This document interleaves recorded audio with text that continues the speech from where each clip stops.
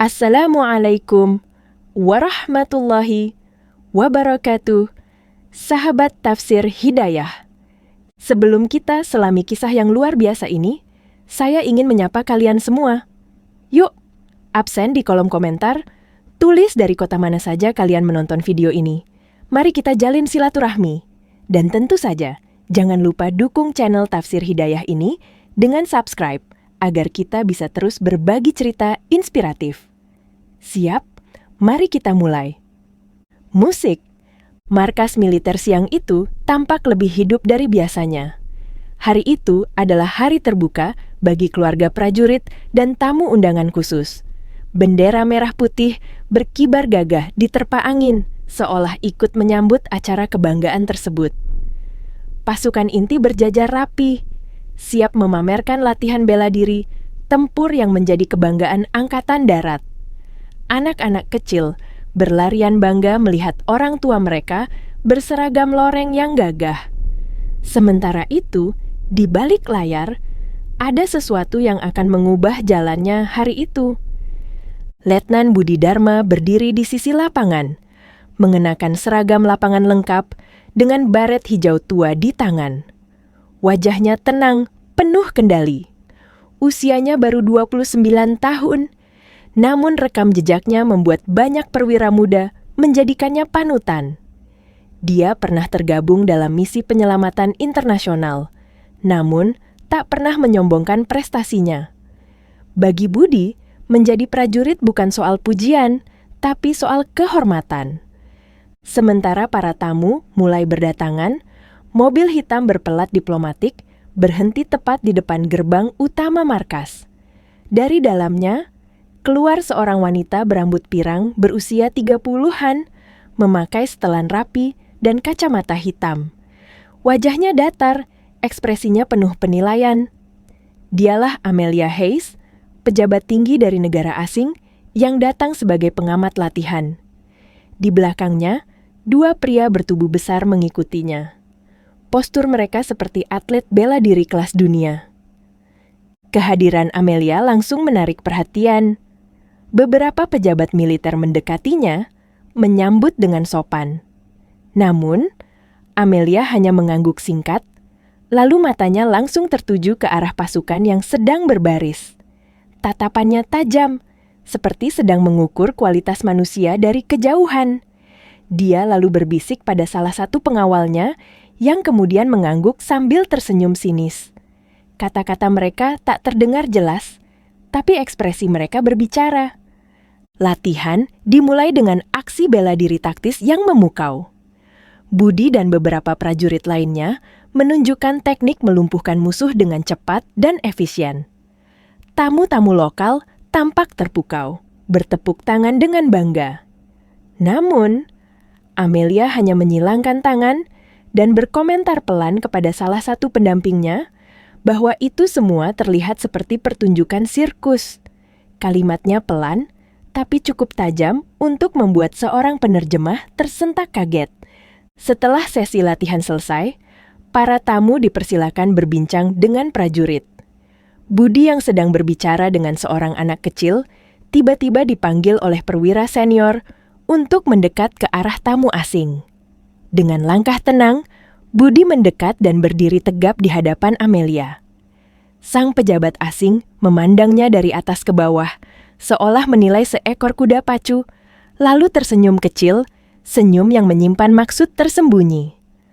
Amelia membuka pembicaraan dengan nada santai, namun menyudutkan. Dia mengatakan bahwa pertunjukan yang ditampilkan bagus untuk acara keluarga, tapi kurang realistis untuk medan tempur sesungguhnya.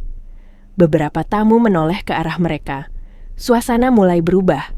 Budi tetap tenang, tak menanggapi dengan emosi. Namun, dalam hatinya, dia tahu bahwa ini bukan sekadar komentar biasa. Ini adalah provokasi. Tanpa basa-basi, Amelia kemudian menyebut bahwa pasukannya jauh lebih siap untuk tempur jarak dekat. Dia mengklaim bahwa pengawal yang bersamanya adalah juara bela diri internasional. Dengan nada menantang, dia bertanya, apakah ada prajurit Indonesia yang berani mencoba tanding 1 lawan 1? Hanya untuk hiburan. suasana di sekitar mereka langsung menjadi hening. Semua mata memandang ke arah Budi, menunggu reaksinya. Budi menatap langsung ke mata Amelia. Dalam hati, dia bisa saja menolak dan pergi begitu saja. Tapi dia tahu ada ratusan mata menyaksikan. Ini bukan soal harga diri pribadi, ini soal kehormatan pasukan. Dengan nada tegas namun sopan, dia menyanggupi tantangan tersebut. Namun, dengan satu syarat. Sparring dilakukan tanpa niat menyakiti, hanya menunjukkan kemampuan dan kendali. Jika dia menang, Amelia harus meminta maaf secara terbuka. Amelia tertawa pendek dan menyetujui syarat itu dengan sinis. Dia melangkah mundur dan memberi isyarat pada pengawal pertamanya untuk maju. Pria berbadan besar itu berjalan ke tengah lapangan dengan percaya diri. Suasana berubah tegang.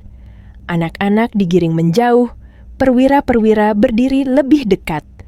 Budi melepas baret dan jaketnya, menyisakan seragam lapangan, lalu berdiri siap di posisi bertahan. Pengawal Amelia menyerang lebih dulu. Gerakannya cepat dan agresif. Pukulan diarahkan langsung ke kepala Budi. Namun, Budi menghindar dengan langkah pendek ke samping, lalu menggunakan teknik kuncian bahu yang membuat lawannya kehilangan keseimbangan. Dalam satu gerakan mengalir, tubuh pria itu terjatuh ke tanah tanpa luka. Budi langsung berdiri tegap kembali, tidak mengambil keuntungan dari lawan yang tersungkur. Penonton terpukau, tidak ada teriakan, hanya desahan kagum. Amelia terdiam beberapa detik lalu, memberi isyarat pada pengawal kedua. Pria itu tampak lebih berhati-hati. Budi kembali bersiap. Pertarungan kedua berlangsung lebih lama. Pengawal itu mencoba mengunci leher Budi. Namun, Budi membalikkan posisi dan menggunakan teknik sapuan kaki rendah. Lawannya terjatuh, kali ini agak keras. Namun Budi langsung menahan tubuh pria itu agar tidak terbentur tanah dengan kasar. Tepuk tangan pun mulai terdengar. Budi masih berdiri tenang, tidak menunjukkan kesombongan sedikit pun.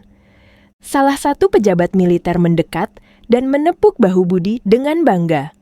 Namun, belum sempat suasana kembali cair, Amelia melangkah ke depan. Wajahnya masih tersenyum, tapi ada bara di matanya. Dengan suara cukup keras untuk didengar semua orang, dia berkata bahwa pertarungan tadi hanyalah permainan ringan dan tidak membuktikan apapun. Dia menuding Budi melakukan pertunjukan, bukan pertarungan. Seorang perwira senior hendak menengahi. Namun, Budi mengangkat tangan, memberi isyarat untuk membiarkan dia menjawab. Dengan suara tenang, Budi mengatakan bahwa bela diri bukan tentang siapa yang bisa menjatuhkan lawan dengan cepat, tapi siapa yang bisa tetap berdiri tanpa perlu menghancurkan.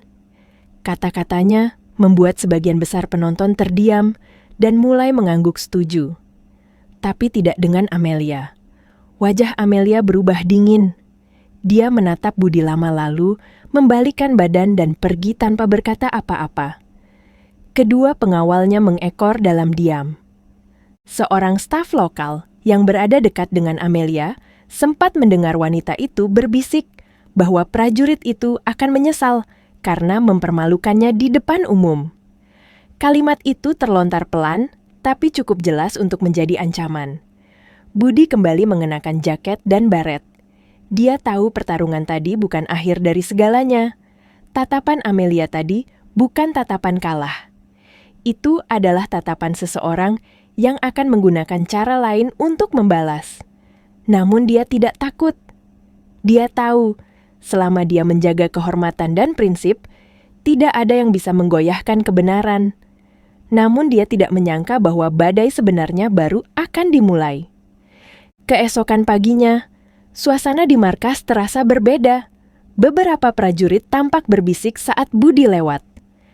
Tatapan mereka bukan sinis, melainkan penasaran. Budi berjalan seperti biasa, namun langkahnya sedikit melambat. Ketika seorang perwira muda mendekatinya dan memberikan secarik surat dari bagian komando, surat itu resmi ditandatangani oleh Dewan Kehormatan. Isinya memintanya hadir dalam rapat klarifikasi atas insiden sparring kemarin. Budi membaca surat itu tanpa ekspresi lalu mengangguk pelan. Dia tahu bahwa sesuatu sedang digerakkan di balik layar. Biasanya, hal seperti ini diselesaikan secara internal, tidak sampai memanggil Dewan Kehormatan. Tapi kali ini berbeda. Begitu banyak mata yang menyaksikan, dan begitu besar posisi tamu yang terlibat. Budi menyimpan surat itu di saku, dan melanjutkan langkahnya menuju lapangan latihan, seolah tidak ada yang terjadi. Sementara itu, di ruang diplomatik yang terpisah dari area prajurit, Amelia duduk sambil mengaduk teh tanpa menyentuhnya. Di hadapannya, seorang perwakilan dari kedutaan negara asalnya menatap penuh tekanan. Amelia menyerahkan sebuah map berisi cetakan foto-foto dari kemarin.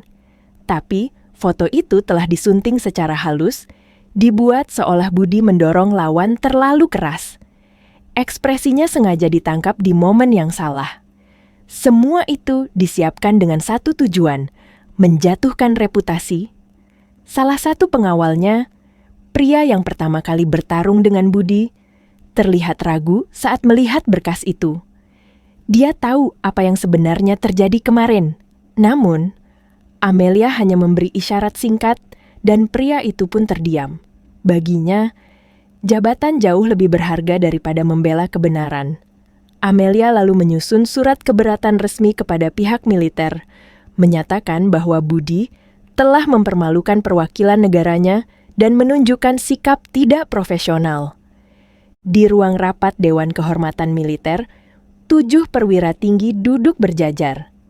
Mereka membaca laporan yang baru saja masuk dari jalur diplomatik. Salah satu dari mereka, Kolonel Surya, menghela napas panjang. Dia mengenal Budi sejak lama dan tahu betul karakter pemuda itu. Namun, surat resmi yang diterima membawa tekanan serius, tidak bisa diabaikan begitu saja. Keputusan harus diambil dengan bijak tanpa menodai kehormatan institusi. Budi dipanggil masuk ke ruangan dengan langkah tegap. Wajahnya tidak menunjukkan tanda kegelisahan. Dia memberi hormat, lalu duduk ketika diperintahkan. Salah satu anggota dewan membacakan isi surat keberatan. Nada suara mereka netral, tapi atmosfer ruang itu tegang. Budi mendengarkan dengan saksama, tidak menyela. Ketika giliran bicara tiba,